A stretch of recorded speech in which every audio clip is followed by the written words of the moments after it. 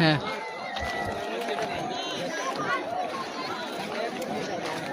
তো প্রিয় দর্শক মণ্ডলী, আপনারা দেখতেই পাচ্ছেন যে কত স্বচ্ছ পানি।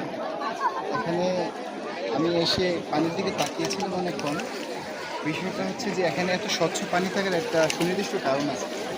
পাথর, বালি এগুলো হচ্ছে সবসময় পানি পরিষ্কার করে, রিসাইকেলের কাজটা সবসময় করে। তো আমরা হচ্ছে এখন পানিতে নামবো, এই পানি দেখে লোভ সামলাতে পারতেছি না।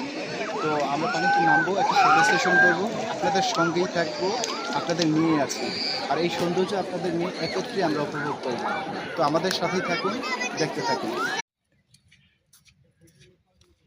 আসসালামু আলাইকুম। আপনারা দেখতে পাচ্ছেন এই যে সামনে ছোট ছোট গাছগুলো, এর উপরে